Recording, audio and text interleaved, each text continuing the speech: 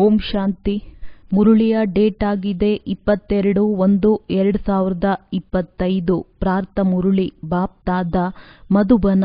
ಮಧುರ ಮಕ್ಕಳೇ, ಇದು ಅನಾದಿ ಮಾಡಲ್ಪಟ್ಟಂತಹ ನಾಟಕವಾಗಿದೆ.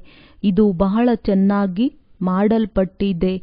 ಇದರ ಭೂತ, ಭವಿಷ್ಯತ್ ಮತ್ತು ವರ್ತಮಾನವನ್ನು ನೀವು ಮಕ್ಕಳೇ ಚೆನ್ನಾಗಿ ಅರಿತುಕೊಂಡಿದ್ದೀರಿ. ಪ್ರಶ್ನೆ: ಯಾವ ಆಕರ್ಷಣೆಯ ಆಧಾರದ ಮೇಲೆ ಎಲ್ಲ ಆತ್ಮಗಳು ನಿಮ್ಮ ಬಳಿ ಆಕರ್ಷಿತರಾಗುತ್ತಾ ಬರುತ್ತಾರೆ? ಉತ್ತರ: ಪವಿತ್ರತೆ ಮತ್ತು ಯೋಗದ ಆಧಾರದ ಮೇಲೆ. ಇದರಿಂದಲೇ ನಿಮ್ಮ ವೃದ್ಧಿಯಾಗುತ್ತಾ ಹೋಗುವುದು. ಮುಂದೆ ಹೋದಂತೆ ತಂದೆಯನ್ನು ಬಹುಬೇಗ ಅರಿತುಕೊಳ್ಳುತ್ತಾರೆ. ಇಷ್ಟೊಂದು ಮಂದಿ ಆಸ್ತಿಯನ್ನು ತೆಗೆದುಕೊಳ್ಳುತ್ತಿದ್ದಾರೆ ಎಂಬುದನ್ನು ನೋಡಿ ಅನೇಕರು ಬರುತ್ತಾರೆ. ಎಷ್ಟು ತಡವಾಗುವುದೋ ಅಷ್ಟು ನಿಮ್ಮಲ್ಲಿ ಆಕರ್ಷಣೆಯಾಗುತ್ತಾ ಹೋಗುವುದು. ಓಂ ಶಾಂತಿ. ಆತ್ಮಿಕ ಮಕ್ಕಳು ಇದನ್ನು ತಿಳಿದುಕೊಂಡಿದ್ದೀರಿ. ನಾವಾತ್ಮಗಳು ಪರಮಧಾಮದಿಂದ ಬರುತ್ತೇವೆ. ಇದು ಬುದ್ಧಿಯಲ್ಲಿದೆಯಲ್ಲವೇ? ಯಾವಾಗ ಎಲ್ಲ ಆತ್ಮಗಳು ಇಲ್ಲಿಗೆ ಬಂದು ಬಿಡುವರೋ, ಇನ್ನು ಕೆಲವರೇ ಇರುವರೋ, ಆಗ ತಂದೆಯು ಬರುತ್ತಾರೆ. ಈಗ ನೀವು ಮಕ್ಕಳು ಯಾರಿಗಾದರೂ ತಿಳಿಸುವುದು ಬಹಳ ಸಹಜವಾಗಿದೆ. ದೂರ ದೇಶದಲ್ಲಿರುವ ತಂದೆಯು ಎಲ್ಲರಿಗಿಂತ ಕೊನೆಯಲ್ಲಿ ಬರುತ್ತಾರೆ. ಪರಮಧಾಮದಲ್ಲಿ ಇನ್ನೂ ಕೆಲವು ಆತ್ಮಗಳೇ ಇರುತ್ತಾರೆ. ಇಲ್ಲಿಯವರೆಗೂ ವೃದ್ಧಿಯಾಗುತ್ತಾ ಇದೆಯಲ್ಲವೇ? ಇದು ಸಹ ನಿಮಗೆ ತಿಳಿದಿದೆ. ತಂದೆಯನ್ನು ಯಾರೂ ಅರಿತುಕೊಂಡಿಲ್ಲ ಅಂದ ಮೇಲೆ ಅವರ ರಚನೆಯ ಆದಿ ಮಧ್ಯ ಅಂತ್ಯವನ್ನು ಹೇಗೆ ಅರಿತುಕೊಳ್ಳುವರು? ಇದು ಬೇಅದ್ದಿನ ನಾಟಕವಾಗಿದೆಯಲ್ಲವೇ? ಅಂದ ಮೇಲೆ ನಾಟಕದ ಪಾತ್ರಧಾರಿಗಳಿಗೆ ಇದು ತಿಳಿದಿರಬೇಕು. ಹೇಗೆ ಈ ನಾಟಕದ ಪಾತ್ರಧಾರಿಗಳಿಗೂ ಸಹ ಇಂತಿಂಥವರಿಗೆ ಇಂತಹ ಪಾತ್ರವು ಸಿಕ್ಕಿದೆ ಎಂದು ತಿಳಿದಿರುತ್ತದೆ. ಯಾವುದು ಕಳೆದು ಹೋಗುವುದೋ ಅದನ್ನೇ ನಂತರ ಚಿಕ್ಕ ನಾಟಕವನ್ನಾಗಿ ಮಾಡುತ್ತಾರೆ. ಭವಿಷ್ಯದಂತೂ ನಾಟಕವನ್ನು ರಚಿಸಲು ಸಾಧ್ಯವಿಲ್ಲ. ಯಾವುದು ಕಳೆದು ಹೋಗಿದೆಯೋ ಅದನ್ನು ತೆಗೆದುಕೊಂಡು ಮತ್ತು ಅನ್ಯ ಕಥೆಗಳನ್ನು ರಚಿಸಿ ನಾಟಕವನ್ನಾಡುತ್ತಾರೆ. ಮತ್ತೆ ಅದನ್ನೇ ಎಲ್ಲರಿಗೂ ತೋರಿಸುತ್ತಾರೆ. ಭವಿಷ್ಯದಂತೂ ಯಾರೂ ಸಹ ತಿಳಿದುಕೊಂಡಿಲ್ಲ. ಈಗ ನೀವು ತಿಳಿದುಕೊಂಡಿದ್ದೀರಿ. ತಂದೆಯು ಬಂದಿದ್ದಾರೆ. ಸ್ಥಾಪನೆಯೂ ಆಗುತ್ತಿದೆ. ನಾವು ಆಸ್ತಿಯನ್ನು ತೆಗೆದುಕೊಳ್ಳುತ್ತಿದ್ದೇವೆ. ಯಾರ್ಯಾರು ಬರುತ್ತಾ ಇರುವರೋ ಅವರಿಗೆ ನಾವು ದೇವಿ ದೇವತಾ ಪದವಿಯನ್ನು ಪಡೆಯುವ ಮಾರ್ಗವನ್ನು ತಿಳಿಸುತ್ತೇವೆ. ಈ ದೇವತೆಗಳು ಇಷ್ಟು ಶ್ರೇಷ್ಠರು ಹೇಗಾದರೂ ಇದು ಸಹ ಯಾರಿಗೂ ತಿಳಿದಿಲ್ಲ. ವಾಸ್ತವದಲ್ಲಿ ಆದಿ ಸನಾತನ ಧರ್ಮವು ದೇವಿ ದೇವತಾ ಧರ್ಮವೇ ಆಗಿದೆ. ತಮ್ಮ ಧರ್ಮವನ್ನೇ ಮರೆತು ಹೋಗುವುದರಿಂದ ನಮಗಾಗಿ ಎಲ್ಲ ಧರ್ಮಗಳು ಒಂದೇ ಎಂದು ಹೇಳಿಬಿಡುತ್ತಾರೆ. ಈಗ ನಮಗೆ ತಂದೆಯೂ ಓದಿಸುತ್ತಾರೆ ಎಂದು ಮಕ್ಕಳಿಗೆ ತಿಳಿದಿದೆ. ತಂದೆಯ ಆದೇಶದಿಂದಲೇ ಚಿತ್ರ ಮೊದಲಾದವುಗಳನ್ನು ಮಾಡಿಸಲಾಗುತ್ತದೆ. ತಂದೆಯು ದಿವ್ಯ ದೃಷ್ಟಿಯಿಂದ ಚಿತ್ರಗಳನ್ನು ಬರೆಸುತ್ತಿದ್ದರು. ಕೆಲವರು ತಮ್ಮ ಬುದ್ಧಿಯಿಂದ ರಚಿಸುತ್ತಾರೆ. ಮಕ್ಕಳಿಗೆ ಇದನ್ನೂ ಸಹ ತಿಳಿಸಲಾಗಿದೆ. ಅವಶ್ಯವಾಗಿ ಇದನ್ನು ಬರೆಯಿರಿ. ಪಾತ್ರಧಾರಿಗಳಂತೂ ಇದ್ದಾರೆ, ಆದರೆ ರಚಯಿತ ಮತ್ತು ನಿರ್ದೇಶಕನನ್ನಂತೂ ಯಾರೂ ಅರಿತುಕೊಂಡಿಲ್ಲ. ತಂದೆಯು ಈಗ ಹೊಸ ಧರ್ಮದ ಸ್ಥಾಪನೆ ಮಾಡುತ್ತಿದ್ದಾರೆ. ಹಳೆಯದರಿಂದ ಹೊಸ ಪ್ರಪಂಚವಾಗಲಿದೆ. ಇದು ಸಹ ಬುದ್ಧಿಯಲ್ಲಿರಬೇಕು. ತಂದೆಯು ಹಳೆಯ ಪ್ರಪಂಚದಲ್ಲಿಯೇ ಬಂದು ನಿಮ್ಮನ್ನು ಬ್ರಾಹ್ಮಣರನ್ನಾಗಿ ಮಾಡುತ್ತಾರೆ. ಬ್ರಾಹ್ಮಣರೇ ನಂತರ ದೇವತೆಗಳಾಗುವಿರಿ. ಯುಕ್ತಿಯನ್ನು ನೋಡಿ ಎಷ್ಟು ಚೆನ್ನಾಗಿದೆ. ಬಲೆ, ಇದು ಅನಾದಿ ಮಾಡಲ್ಪಟ್ಟ ನಾಟಕವಾಗಿದೆ. ಆದರೆ ಇದು ಬಹಳ ಚೆನ್ನಾಗಿ ಮಾಡಲ್ಪಟ್ಟಿದೆ. ನಾನು ನಿಮಗೆ ಪ್ರತಿನಿತ್ಯವೂ ಬಹಳ ಗುಹ್ಯ ಮಾತುಗಳನ್ನು ತಿಳಿಸುತ್ತಾ ಇರುತ್ತೇನೆ. ಯಾವಾಗ ವಿನಾಶವು ಆರಂಭವಾಗುವುದೋ ಆಗ ನೀವು ಮಕ್ಕಳಿಗೆ ಭೂತಕಾಲದ ಎಲ್ಲ ಚರಿತ್ರೆಯೂ ಅರ್ಥವಾಗುವುದು. ನಂತರ ಸತ್ಯಯುಗದಲ್ಲಿ ಹೋದಾಗ ಭೂತಕಾಲದ ಚರಿತ್ರೆಯೂ ಏನೂ ನೆನಪಿರುವುದಿಲ್ಲ. ಪ್ರತ್ಯಕ್ಷದಲ್ಲಿ ಪಾತ್ರವನ್ನಭಿನಯಿಸುತ್ತಾ ಇರುತ್ತೀರಿ. ಭೂತಕಾಲದ್ದನ್ನು ಯಾರಿಗೆ ತಿಳಿಸುತ್ತೀರಿ? ಈ ಲಕ್ಷ್ಮೀನಾರಾಯಣರು ಭೂತಕಾಲದ ಚರಿತ್ರೆಯನ್ನು ಅರಿತುಕೊಂಡೇ ಇಲ್ಲ. ನಿಮ್ಮ ಬುದ್ಧಿಯಲ್ಲಿ ಹೇಗೆ ವಿನಾಶವಾಗುವುದು, ಹೇಗೆ ರಾಜಸ್ಥಾಪನೆಯಾಗುವುದು, ಹೇಗೆ ಮೆಹಲುಗಳನ್ನು ಮಾಡುತ್ತಾರೆ. ಇಲ್ಲಿ ಭೂತ ಭವಿಷ್ಯತ್ ವರ್ತಮಾನ ಸಮಯದ ಸಂಪೂರ್ಣ ಜ್ಞಾನವಿದೆ. ಆಗುವುದಂತೂ ಖಂಡಿತ ಅಲ್ಲವೇ? ಸ್ವರ್ಗದ ದೃಶ್ಯಗಳೇ ಬೇರೆಯಾಗಿದೆ. ಹೇಗೆ ಪಾತ್ರವನ್ನಭಿನಯಿಸುತ್ತಾ ಇರುತ್ತೀರಿ, ಹಾಗೆಯೇ ಎಲ್ಲವೂ ತಿಳಿಯುತ್ತಾ ಹೋಗುವುದು. ಇದಕ್ಕೆ ನಿರಪರಾಧಿಗಳ ಕೊಲೆಯ ಆಟವೆಂದು ಹೇಳಲಾಗುತ್ತದೆ. ಭೂಕಂಪವಾಗುತ್ತದೆ ಎಂದ ಮೇಲೆ ಎಷ್ಟೊಂದು ನಷ್ಟ ಉಂಟಾಗುತ್ತದೆ. ಬಾಂಬುಗಳನ್ನು ಎಸೆಯುತ್ತಾರೆ. ಇದು ವ್ಯರ್ಥ ಅಪರಾಧವಾಯಿತಲ್ಲವೇ? ಯಾರೂ ಏನೂ ಮಾಡುವುದಿಲ್ಲ. ಯಾರು ವಿಶಾಲ ಬುದ್ಧಿಯವರಿದ್ದಾರೆಯೋ ಅವರ ವಿನಾಶವು ಅವಶ್ಯವಾಗಿ ಆಗಿತ್ತು. ಯುದ್ಧವು ನಡೆದಿತ್ತು ಎಂಬುದನ್ನು ಅರಿತುಕೊಳ್ಳುತ್ತಾರೆ. ಇಂತಹ ಆಟವನ್ನು ಸಹ ಆಡುತ್ತಾರೆ. ಇದನ್ನು ಅರಿತುಕೊಳ್ಳುವವರು ಕೂಡ ಕೆಲವೊಂದು ಸಮಯದಲ್ಲಿ ಕೆಲವರ ಬುದ್ಧಿಯಲ್ಲಿ ಇದು ಹೊಳೆಯುತ್ತದೆ. ನೀವಂತೂ ಪ್ರತ್ಯಕ್ಷದಲ್ಲಿದ್ದೀರಿ. ನೀವು ಆ ರಾಜಧಾನಿಯ ಮಾಲೀಕರೂ ಆಗುತ್ತೀರಿ. ನಿಮಗೆ ತಿಳಿದಿದೆ, ಆ ಹೊಸ ಪ್ರಪಂಚದಲ್ಲಿ ಅವಶ್ಯವಾಗಿ ಹೋಗಬೇಕಾಗಿದೆ. ಯಾರು ಬ್ರಾಹ್ಮಣರಾಗುತ್ತಾರೋ ಬ್ರಹ್ಮರವರ ಮೂಲಕ ಅಥವಾ ಬ್ರಹ್ಮ ಕುಮಾರ ಕುಮಾರಿಯರ ಮೂಲಕ ಜ್ಞಾನವನ್ನು ತೆಗೆದುಕೊಳ್ಳುತ್ತಾರೆ. ಅವರು ಸತ್ಯಯುಗದಲ್ಲಿ ಬಂದು ಬಿಡುತ್ತಾರೆ. ಇರುವುದಂತೂ ತಮ್ಮ ಗೃಹಸ್ಥದಲ್ಲಿಯೇ. ಆದರೆ ಇದನ್ನು ಅರಿತುಕೊಳ್ಳಬೇಕಾಗಿದೆ. ಸೇವಾ ಕೇಂದ್ರಗಳಲ್ಲಿ ಅನೇಕರು ಬರುತ್ತಾರೆ. ಇಷ್ಟೊಂದು ಮಂದಿ ಕೆಲವೊಮ್ಮೆ ನೆನಪಿರುವುದಿಲ್ಲ. ಎಷ್ಟೊಂದು ಬ್ರಾಹ್ಮಣರಿದ್ದಾರೆ. ವೃದ್ಧಿಯಾಗುತ್ತಾ ಆಗುತ್ತಾ ಅಸಂಖ್ಯಾತ ಮಂದಿ ಆಗಿಬಿಡುತ್ತಾರೆ. ಆಗ ನಿಖರವಾದ ಲೆಕ್ಕವನ್ನು ತೆಗೆಯಲು ಆಗುವುದಿಲ್ಲ. ನಿಖರವಾಗಿ ನಮ್ಮ ಪ್ರಜೆಗಳು ಎಷ್ಟು ಮಂದಿ ಇರುತ್ತಾರೆಂದು ರಾಜನಿಗೆ ತಿಳಿದಿರುತ್ತದೆಯೇ? ಬಲೆ ಜನಗಣತಿ ಮಾಡುತ್ತಾರೆ. ಆದರೂ ಸಹ ಎಣಿಕೆಯಲ್ಲಿ ಅಂತರವಾಗಿ ಬಿಡುತ್ತದೆ ಎಲ್ಲವೇ? ಈಗ ನೀವು ವಿದ್ಯಾರ್ಥಿಗಳು, ಇವರೂ ವಿದ್ಯಾರ್ಥಿಗಳಾಗಿದ್ದಾರೆ. ಆದರೆ ಎಲ್ಲ ಸಹೋದರರೂ ಸಹ ಒಬ್ಬ ತಂದೆಯನ್ನೇ ನೆನಪು ಮಾಡಬೇಕಾಗಿದೆ. ಚಿಕ್ಕ ಮಕ್ಕಳಿದ್ದರೆ ಅವರಿಗೂ ಸಹ ಬಾಬಾ ಬಾಬಾ ಎಂದು ಹೇಳಿ ಎನ್ನುವುದನ್ನು ಕಲಿಸಿಕೊಡಬೇಕು. ಇದನ್ನೂ ಸಹ ನೀವು ತಿಳಿದುಕೊಂಡಿದ್ದೀರಿ. ಮುಂದೆ ಹೋದಂತೆ ತಂದೆಯನ್ನು ಬಹಳ ಬೇಗನೆ ಅರಿತುಕೊಳ್ಳುತ್ತಾರೆ. ಇಷ್ಟು ಮಂದಿ ತಂದೆಯಿಂದ ಆಸ್ತಿಯನ್ನು ತೆಗೆದುಕೊಳ್ಳುತ್ತಿದ್ದಾರೆಂಬುದನ್ನು ನೋಡಿದಾಗ ಅನೇಕರು ಬರುತ್ತಾ ಇರುತ್ತಾರೆ. ಎಷ್ಟು ತಡವಾಗುವುದೋ ಅಷ್ಟು ನಿಮ್ಮಲ್ಲಿ ಆಕರ್ಷಣೆಯಾಗುತ್ತಾ ಇರುತ್ತದೆ. ಪವಿತ್ರರಾಗುವುದರಿಂದ ಆಕರ್ಷಣೆಯಾಗುತ್ತದೆ. ಎಷ್ಟು ಯೋಗದಲ್ಲಿರುತ್ತೀರೋ ಅಷ್ಟು ನಿಮ್ಮಲ್ಲಿ ತೇಜಸ್ಸಿರುತ್ತದೆ. ಆಗ ಅನ್ಯರನ್ನೂ ಸಹ ತಂದೆಯ ಕಡೆ ಸೆಳೆಯುತ್ತೀರಿ. ತಂದೆಯೂ ಸಹ ಸೆಳೆಯುತ್ತಾರಲ್ಲವೇ? ಬಹಳಷ್ಟು ವೃದ್ಧಿಯಾಗುತ್ತಿರುತ್ತದೆ. ಅದಕ್ಕಾಗಿ ಯುಕ್ತಿಗಳನ್ನು ಸಹ ರಚಿಸಲಾಗುತ್ತದೆ. ಗೀತೆಯ ಭಗವಂತ ಯಾರು? ಕೃಷ್ಣನನ್ನು ನೆನಪು ಮಾಡುವುದು ಬಹಳ ಸಹಜವಾಗಿದೆ. ಕೃಷ್ಣನು ಸಾಕಾರ ರೂಪದಲ್ಲಿದ್ದಾನೆ. ಆದರೆ ನಿರಾಕಾರ ತಂದೆಯು ತಿಳಿಸುತ್ತಾರೆ, ನನ್ನೊಬ್ಬನನ್ನೇ ನೆನಪು ಮಾಡಿ. ಈ ಮಾತಿನ ಮೇಲೆ ಎಲ್ಲವೂ ಆಧಾರಿತವಾಗಿದೆ. ಆದುದರಿಂದ ತಂದೆಯು ತಿಳಿಸಿದ್ದರು, ಈ ಮಾತನ್ನು ಎಲ್ಲರಿಂದಲೂ ಬರೆಸುತ್ತಾ ಹೋಗಿ. ಎಲ್ಲರ ಅಭಿಪ್ರಾಯದ ದೊಡ್ಡ ದೊಡ್ಡ ಲಿಸ್ಟನ್ನು ಮಾಡಿಸಿದಾಗ ಮನುಷ್ಯರಿಗೆ ಇದರಿಂದ ತಿಳಿಯುತ್ತದೆ. ನೀವು ಬ್ರಾಹ್ಮಣರು ಯಾವಾಗ ಪಕ್ಕ ನಿಶ್ಚಯ ಬುದ್ಧಿಯವರಾಗುವಿರೋ ಆಗ ವೃಕ್ಷವು ವೃದ್ಧಿಯನ್ನು ಹೊಂದುತ್ತಾ ಇರುವುದು. ಮಾಯೆಯ ಬಿರುಗಾಳಿಗಳೂ ಸಹ ಅಂತ್ಯದವರೆಗೂ ನಡೆಯುತ್ತಿರುತ್ತದೆ. ವಿಜಯ ಮಾಲೆಯನ್ನು ಪಡೆದಿರೆಂದರೆ ಮತ್ತೆ ಪುರುಷಾರ್ಥವೂ ಮಾಡಬೇಕಾಗಿಲ್ಲ. ಮಾಯೆಯೂ ಇರುವುದಿಲ್ಲ. ಆದರೆ ನೆನಪಿನಲ್ಲಿಯೇ ಅನೇಕರು ಸೋಲುತ್ತಾರೆ. ನೀವು ಯೋಗದಲ್ಲಿ ಎಷ್ಟು ಶಕ್ತಿಶಾಲಿಗಳಾಗುವಿರೋ ಅಷ್ಟು ಮಾಯೆಯಿಂದ ಸೋಲುವುದಿಲ್ಲ. ಈಗ ರಾಜಧಾನಿಯು ಸ್ಥಾಪನೆಯಾಗುತ್ತಾ ಇದೆ. ಮಕ್ಕಳಿಗೆ ಈ ನಿಶ್ಚಯವೂ ಇದೆ, ನಮ್ಮ ರಾಜಧಾನಿ ಇರುವುದು. ನಂತರ ನಾವು ವಜ್ರರತ್ನಗಳನ್ನು ಎಲ್ಲಿಂದ ತರುತ್ತೇವೆ, ಗಣಿಗಳು ಎಲ್ಲಿಂದ ಬರುತ್ತವೆ? ಇವೆಲ್ಲವೂ ಮೊದಲು ಸಹ ಇತ್ತಲ್ಲವೇ?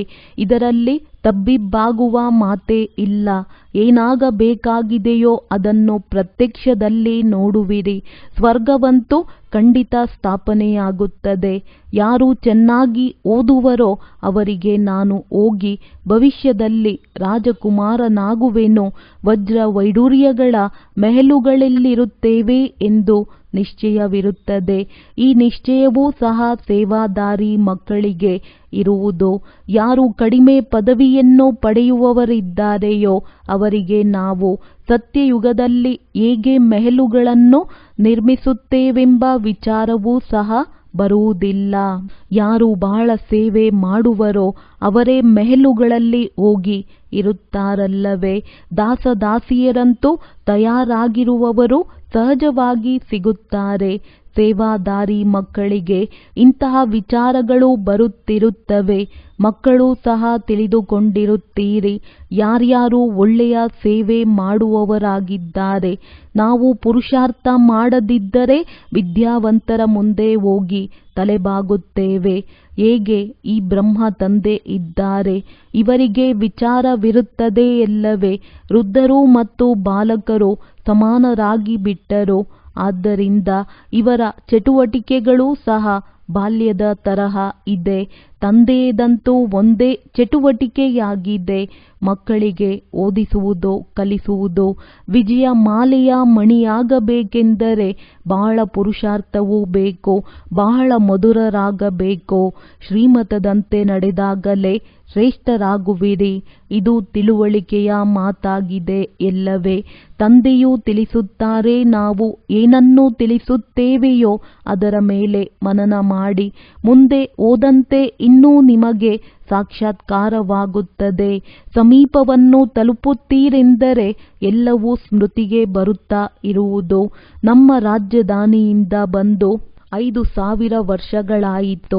84 ಜನ್ಮಗಳ ಚಕ್ರವನ್ನು ಸುತ್ತಿ ಬಂದಿದ್ದೇವೆ. ಹೇಗೆ ವಾಸ್ಕೋಡಿಗ ಗಾಮನು ಇಡೀ ವಿಶ್ವವನ್ನು ಸುತ್ತಿದನು ಎಂದು ಹೇಳುತ್ತಾರೆ, ನೀವಂತೂ ಈ ವಿಶ್ವದಲ್ಲಿ 84 ಜನ್ಮಗಳ ಚಕ್ರವನ್ನು ಸುತ್ತಿದ್ದೀರಿ. ಆ ವಾಸ್ಕೋಡಿಗಾಮ ಒಬ್ಬನೇ ಹೋದನು, ಹಾಗೆಯೇ ಇವರೂ ಸಹ ಒಬ್ಬರೇ ಆಗಿದ್ದಾರೆ. ಆ ತಂದೆಯು ನಿಮಗೆ 84 ಜನ್ಮಗಳ ರಹಸ್ಯವನ್ನು ತಿಳಿಸುತ್ತಾರೆ. ರಾಜಧಾನಿಯು ನಡೆಯುತ್ತದೆ ಅಂದಾಗ ತಮ್ಮಲ್ಲಿ ನೋಡಿಕೊಳ್ಳಬೇಕು, ನನ್ನಲ್ಲಿ ಯಾವುದೇ ದೇಹಾಭಿಮಾನವಿಲ್ಲವೇ? ಎಲ್ಲಿಯೂ ಮೂರ್ಛಿತವಾಗುತ್ತಿಲ್ಲವೇ? ಮುನಿಸಿಕೊಳ್ಳುತ್ತಿಲ್ಲವೇ? ನೀವು ಯೋಗ ಬಲದಲ್ಲಿದ್ದು ಶಿವತಂದೆಯನ್ನು ನೆನಪು ಮಾಡುತ್ತಾ ಇದ್ದಿದ್ದೇ ಆದರೆ ನಿಮಗೆ ಯಾವುದೇ ಪೆಟ್ಟು ಬೀಳಲು ಸಾಧ್ಯವಿಲ್ಲ. ಯೋಗ ಬಲವೇ ಸುರಕ್ಷಾ ಕವಚವಾಗಿದೆ. ಯಾರು ಏನು ಮಾಡಲು ಸಾಧ್ಯವಾಗುವುದಿಲ್ಲ. ಒಂದು ವೇಳೆ ಯಾರಾದರೂ ಪೆಟ್ಟು ತಿನ್ನುತ್ತಾರೆಂದರೆ ಅವಶ್ಯವಾಗಿ ದೇಹಾಭಿಮಾನವಿದೆ. ದೇಹಿ ಅಭಿಮಾನಿಗಳಿಗೆ ಯಾರೂ ಪೆಟ್ಟು ಕೊಡಲು ಸಾಧ್ಯವಿಲ್ಲ. ತನ್ನದೇ ತಪ್ಪಿರುತ್ತದೆ. ವಿವೇಕವೂ ಸಹ ಹೀಗೆ ಹೇಳುತ್ತದೆ. ಆತ್ಮ ಅಭಿಮಾನಿಗಳಿಗೆ ಯಾರೂ ಏನೂ ಸಹ ಮಾಡಲು ಸಾಧ್ಯವಿಲ್ಲ. ಆದ್ದರಿಂದ ಆತ್ಮ ಅಭಿಮಾನಿಯಾಗುವ ಪ್ರಯತ್ನ ಪಡಬೇಕಾಗಿದೆ.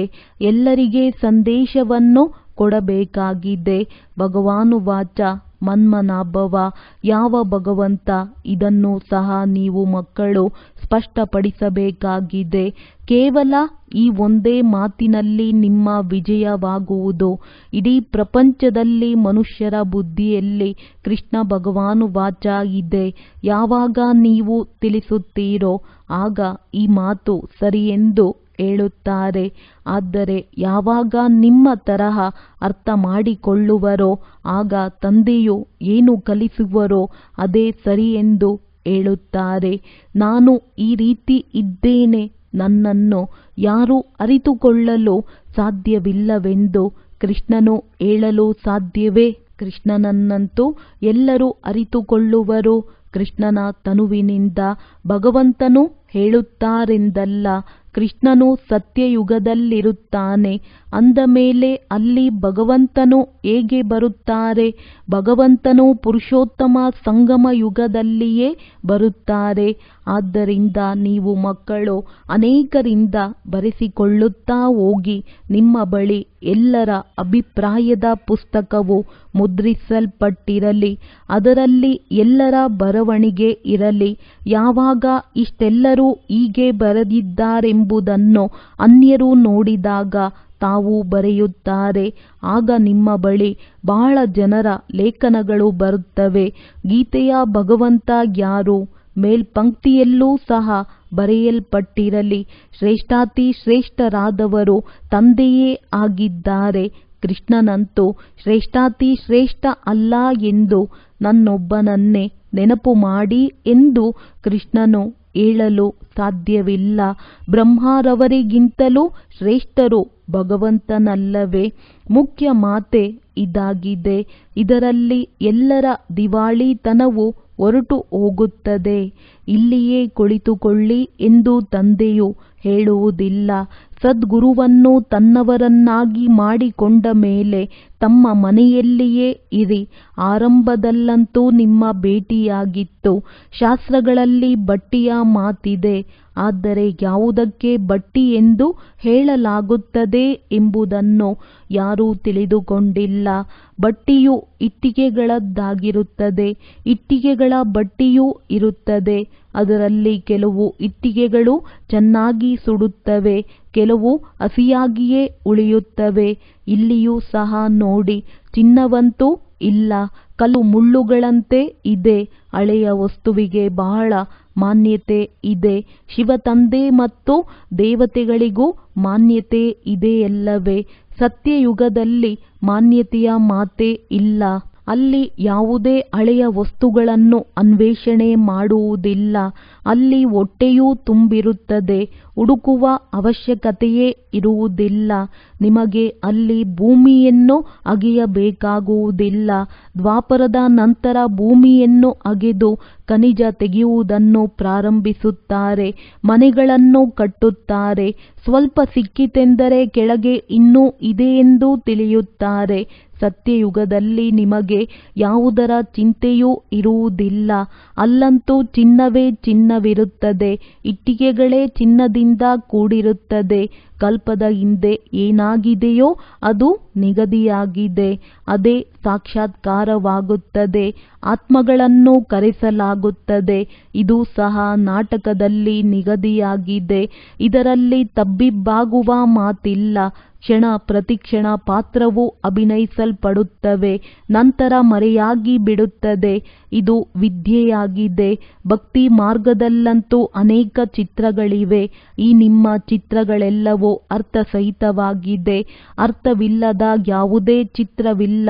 ಎಲ್ಲಿಯವರೆಗೆ ನೀವು ಸ್ಪಷ್ಟವಾಗಿ ತಿಳಿಸುವುದಿಲ್ಲವೋ ಅಲ್ಲಿಯವರೆಗೆ ಇದನ್ನು ಯಾರೂ ಅರ್ಥ ಮಾಡಿಕೊಳ್ಳಲು ಸಾಧ್ಯವಿಲ್ಲ. ತಿಳಿಸುವವರು ಬುದ್ಧಿವಂತ ಜ್ಞಾನಪೂರ್ಣ ಒಬ್ಬರೇ ತಂದೆಯಾಗಿದ್ದಾರೆ. ಈಗ ನಿಮಗೆ ಈಶ್ವರಿಯ ಮತವೂ ಸಿಗುತ್ತದೆ. ಈಗ ನೀವು ಈಶ್ವರಿಯ ಮನೆತನ ಅಥವಾ ಈಶ್ವರಿಯ ಕುಲದವರಾಗಿದ್ದೀರಿ. ಈಶ್ವರನು ಬಂದು ಮನೆತನವನ್ನು ಸ್ಥಾಪನೆ ಮಾಡುತ್ತಾರೆ. ಈಗ ನಿಮಗೆ ರಾಜ್ಯವೇನೂ ಇಲ್ಲ. ರಾಜಧಾನಿ ಇತ್ತು, ಆದರೆ ಈಗಿಲ್ಲ. ದೇವಿ ದೇವತೆಗಳ ಧರ್ಮವು ಖಂಡಿತವಾಗಿಯೂ ಇತ್ತು. ಸೂರ್ಯವಂಶಿ ಚಂದ್ರವಂಶಿ ರಾಜಧಾನಿ ಇತ್ತಲ್ಲವೇ? ಗೀತೆಯಿಂದ ಬ್ರಾಹ್ಮಣ ಕುಲವೂ ಆಗುತ್ತದೆ, ಸೂರ್ಯವಂಶಿ ಚಂದ್ರವಂಶಿ ಕುಲವೂ ಆಗುತ್ತದೆ. ಬಾಕಿ ಮತ್ಯಾರೂ ಇರಲು ಸಾಧ್ಯವಿಲ್ಲ.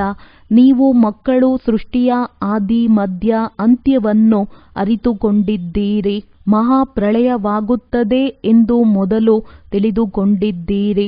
ಪ್ರಳಯದ ನಂತರ ಸಾಗರದಲ್ಲಿ ಆಲದ ಎಲೆಯ ಮೇಲೆ ತೇಲಿ ಬರುತ್ತಾನೆಂದು ತೋರಿಸುತ್ತಾರೆ. ಮೊದಲಿಗನಾಗಿ ಶ್ರೀಕೃಷ್ಣನೇ ಬರುತ್ತಾನಲ್ಲವೇ? ಉಳಿದಂತೆ ಯಾವುದೇ ಸಾಗರದ ಮೇಲೆ ಬರುವುದಿಲ್ಲ. ಈಗ ನೀವು ಮಕ್ಕಳಿಗೆ ಬಹಳ ಒಳ್ಳೆಯ ತಿಳುವಳಿಕೆಯೂ ಬಂದಿದೆ. ಯಾರು ಆತ್ಮಿಕ ವಿದ್ಯೆಯನ್ನು ಬಹಳ ಚೆನ್ನಾಗಿ ಓದುವರೋ ಅವರಿಗೆ ಖುಷಿ ಇರುವುದು. ಯಾರು ಚೆನ್ನಾಗಿ ಓದುವರೋ ಅವರೇ ಪಾಸ್ ವಿತ್ ಆನರ್ ಆಗುವರು. ಒಂದು ವೇಳೆ ಯಾರೊಂದಿಗಾದರೂ ಮನಸ್ಸಿದ್ದರೆ ವಿದ್ಯಾಭ್ಯಾಸದ ಸಮಯದಲ್ಲಿಯೂ ಅವರೇ ನೆನಪಿಗೆ ಬರುತ್ತಿರುವರು. ಬುದ್ಧಿಯು ಅಲ್ಲಿಗೆ ಹೊರಟು ಹೋಗುವುದು. ಆದ್ದರಿಂದ ಯಾವಾಗಲೂ ಬ್ರಹ್ಮಚರ್ಯದಲ್ಲಿಯೇ ವಿದ್ಯಾಭ್ಯಾಸವನ್ನು ಮಾಡಲಾಗುತ್ತದೆ. ಇಲ್ಲಿ ನೀವು ಮಕ್ಕಳಿಗೆ ತಿಳಿಸಲಾಗುತ್ತದೆ, ಒಬ್ಬ ತಂದೆಯ ವಿನಃ ಮತ್ತೆಲ್ಲಿಯೂ ಬುದ್ಧಿಯು ಹೋಗಬಾರದು. ಆದರೆ ತಂದೆಗೆ ಗೊತ್ತಿದೆ, ಅನೇಕರಿಗೆ ಹಳೆಯ ಪ್ರಪಂಚವೇ ನೆನಪಿಗೆ ಬರುತ್ತಿರುತ್ತದೆ ಮತ್ತು ಇಲ್ಲಿ ಕುಳಿತಿದ್ದರೂ ಸಹ ಕೇಳುವುದೇ ಇಲ್ಲ. ಭಕ್ತಿ ಮಾರ್ಗದಲ್ಲಿಯೂ ಇಂಥವರಿರುತ್ತಾರೆ. ಸತ್ಸಂಗದಲ್ಲಿದ್ದರೂ ಸಹ ಬುದ್ಧಿಯು ಎಲ್ಲೆಲ್ಲಿಗೋ ಓಡುತ್ತಿರುತ್ತದೆ. ಇದಂತೂ ಬಹಳ ದೊಡ್ಡ ಪರೀಕ್ಷೆಯಾಗಿದೆ. ಕೆಲವರಂತೂ ಇಲ್ಲೇ ಕುಳಿತಿದ್ದರೂ ಸಹ ಕೇಳಿಯೂ ಕೇಳದಂತಿರುತ್ತಾರೆ. ಇನ್ನು ಕೆಲವು ಮಕ್ಕಳಿಗೆ ಖುಷಿಯಾಗುತ್ತದೆ, ಮುಂದೆ ಖುಷಿಯಲ್ಲಿ ತೂಗುತ್ತಿರುತ್ತಾರೆ.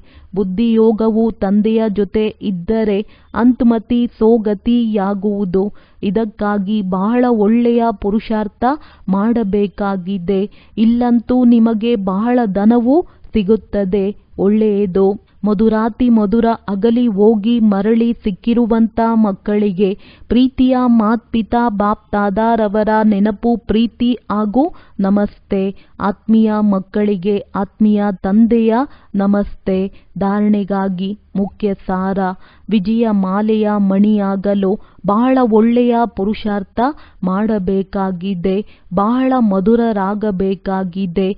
ಶ್ರೀಮತದಂತೆ ನಡೆಯಬೇಕಾಗಿದೆ. ಯೋಗವೇ ಸುರಕ್ಷಾ ಕವಚವಾಗಿದೆ. ಆದ್ದರಿಂದ ಯೋಗ ಬಲವನ್ನು ಹೆಚ್ಚಿಸಿಕೊಳ್ಳಬೇಕಾಗಿದೆ. ಆತ್ಮ ಅಭಿಮಾನಿಯಾಗಲು ಸಂಪೂರ್ಣ ಪ್ರಯತ್ನ ಪಡಬೇಕಾಗಿದೆ. ವರದಾನ: ವಿಶೇಷ ಶಬ್ದದ ಸ್ಮೃತಿಯ ಮೂಲಕ ಸಂಪೂರ್ಣತೆಯ ಗುರಿಯನ್ನು ಪ್ರಾಪ್ತಿ ಮಾಡಿಕೊಳ್ಳುವಂತಹ ಸ್ವಪರಿವರ್ತಕ ಭವ. ಸದಾ ಇದೇ ಸ್ಮೃತಿಯಲ್ಲಿರಿ, ನಾನು ವಿಶೇಷ ಆತ್ಮನಾಗಿದ್ದೇನೆ, ವಿಶೇಷ ಕಾರ್ಯಕ್ಕಾಗಿ ನಿಮಿತ್ತನಾಗಿದ್ದೇನೆ ಮತ್ತು ವಿಶೇಷತೆಯನ್ನು ತೋರಿಸುವಂತವನಾಗಿದ್ದೇನೆ. ಈ ವಿಶೇಷ ಎನ್ನುವ ಶಬ್ದವನ್ನು ವಿಶೇಷವಾಗಿ ನೆನಪಿನಲ್ಲಿಟ್ಟುಕೊಳ್ಳಿ. ಮಾತನಾಡುವುದು ವಿಶೇಷ, ನೋಡುವುದು ವಿಶೇಷ, ಮಾಡುವುದು ವಿಶೇಷ, ಯೋಚಿಸುವುದು ವಿಶೇಷ.